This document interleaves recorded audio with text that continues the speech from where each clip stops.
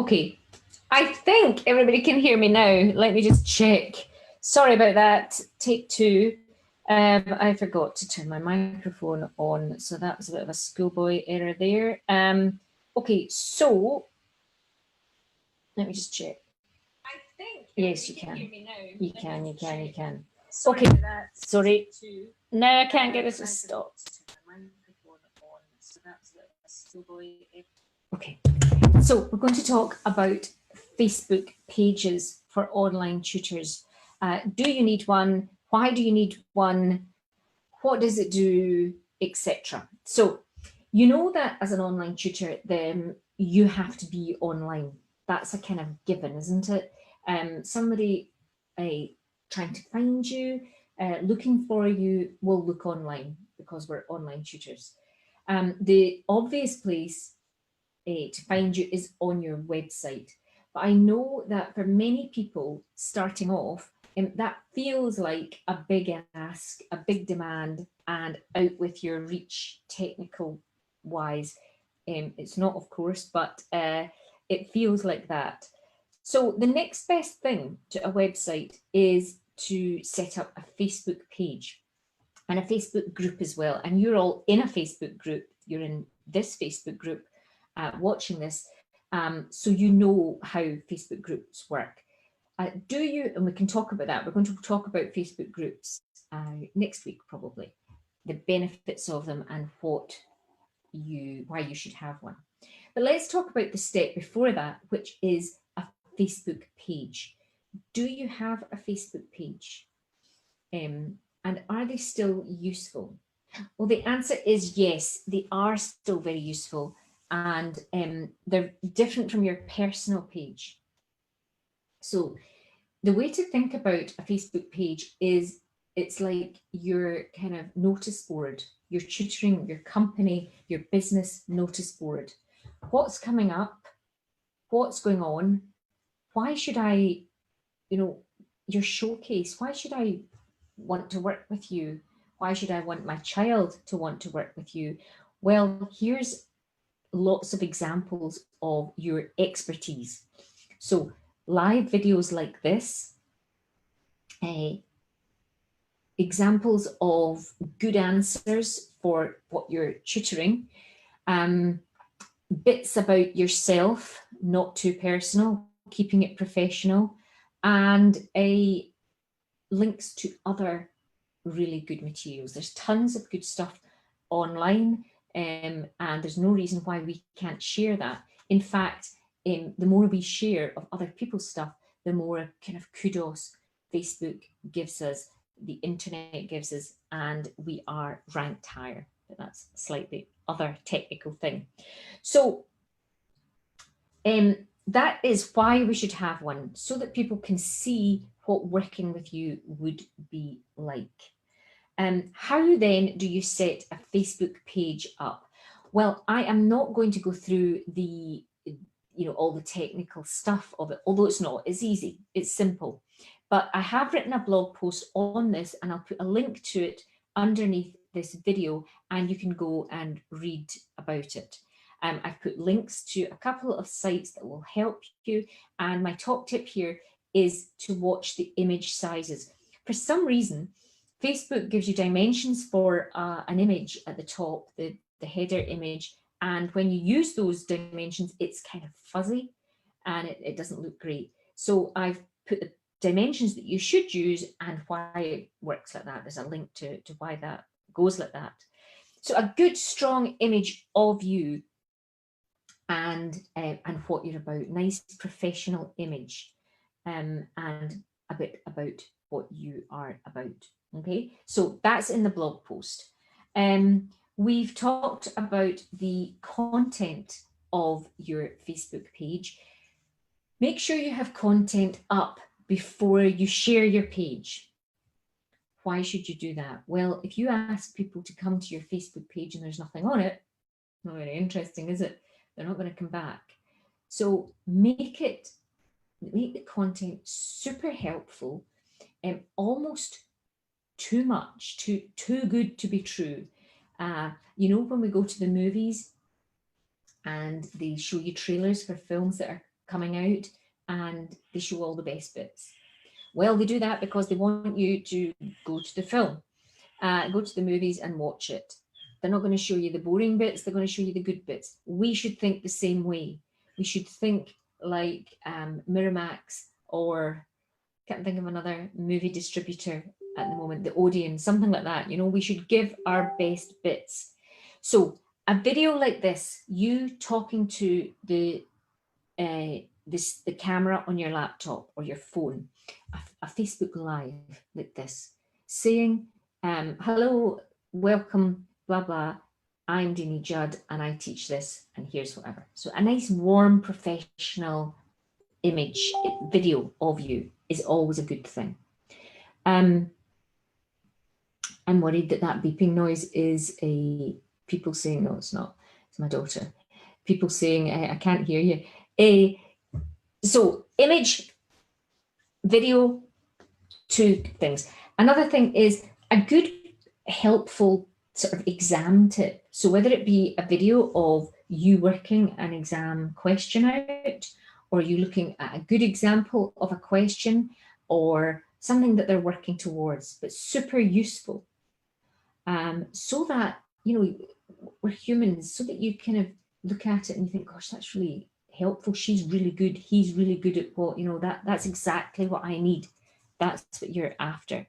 And as I said, links to other people's work, other people's sites, things in the newspapers that might be relevant. All of it just interesting, so that they bookmark your page and they come back. That's the job. Okay, so that's the content. How often should you post? As much as you possibly can is the answer. At least once a week. That's not enough, but once a week. You want people coming back. People post 2-3 times a day on Facebook pages, and that's how they get engagement. Now remember, it's social media. You want to ask some questions. You want people to interact. That's the point of it. You have to be seen as this dynamic person, this person who's helpful, who answers questions.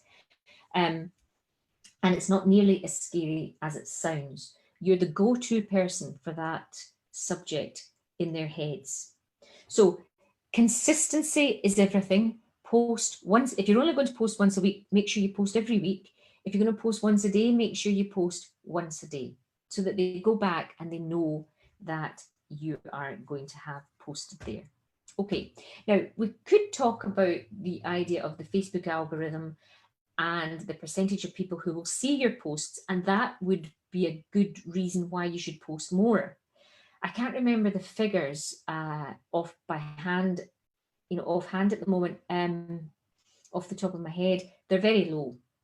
You know, if you go to a page that you follow, that you like, you'll see that they've posted stuff and you think, how did I not see that? It's because we see very little on Facebook. So that's why you should keep posting, but it's still worth doing. Okay, so we have covered why we want a Facebook page. We've posted the content on the Facebook page, and we've posted how often we should post on Facebook. The other important question is then, how do we get traffic to our Facebook page? Well, the first thing you should do, you've got content, remember, because there's no, we've got content on our page, and then you share that with all your friends and your family to start with. Do that first. Now, I know you might rail against that and think, I don't want people to know what I'm doing. I'd rather they didn't. But honestly, they'll share it with other people, and slowly it'll build. It will, I promise you. The other great thing is to think about your audience. Who are you trying to attract? Are you attracting school children? Are you attracting college students? Are you attracting people in different countries who want to learn English, who want to do whatever? Where are they? And then go and find groups to do with that. So if you're teaching school children, you need to find their parents, don't you? And then Facebook's not a great, it's not great for that age group. Instagram's much better, but it's the parents who are paying the bills. Where are they hanging out? Well, they're hanging out in parenting groups. They're hanging out on sort of local parenting groups, but we want to stretch further than that. So we can ask friends to share that in their local parenting groups, do you see? And so then it broadens and broadens and widens, and your numbers go up and up. So one last thing is, don't go into groups and say, I'm a maths tutor, here's my Facebook page. Just start to build up, be helpful, super helpful, giving all the time. The same way as you wouldn't go up to somebody at a party and say, hello, nice to meet you. I'm a maths tutor if you're ever looking for a maths tutor. You wouldn't do that. It's kind of pushy and not so nice. It's exactly the same in social media. So we're helpful. And at the moment, of course, in the UK, there is so much chat going on about exams that you can appear to be the expert, you can appear to be helpful. And that's another thing that you're posting, all the kind of chat, all the relevant stuff that's going on just now in education, not spamming it with news reports, which of course are changing by the day, but something super helpful. What are universities saying at the moment, etc. What's going on? So I've lost that there. Let me just check I'm still here. Let me just check I'm still here. I think I am. Yeah, I am. Okay, so any questions? Now, what I want you to do, let me see. I want you to do two things now. I'd like you to, if you've not got a Facebook page, I'd like you to go to my blog post, which I'm just about to post the link to, and see how to do it, the links to how to do it, and set up a nice Facebook page. If you've got one, have a look at it. Is it working for you? When did you last post on it? What kind of content have you posted? All these things are important. Have a look at it. And could you then put the link to it underneath this, and we can have a look at your Facebook page. We could maybe pick up some tips. We could like each other's Facebook pages, and we could get a bit of interaction going there. So let me show you my Facebook page.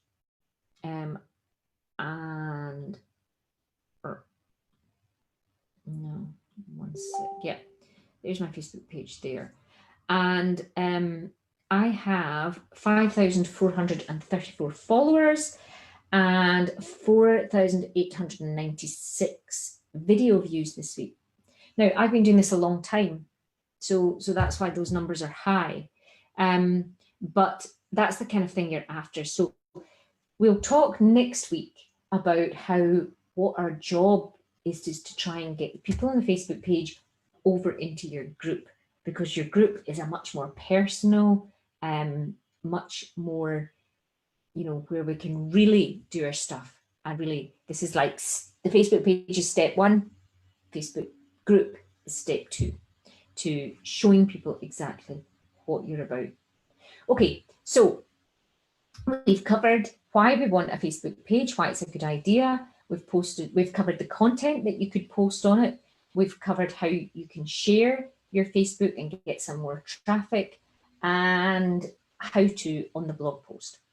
And I'd love, again, if you could just post a link to your Facebook page and we could have a look at it.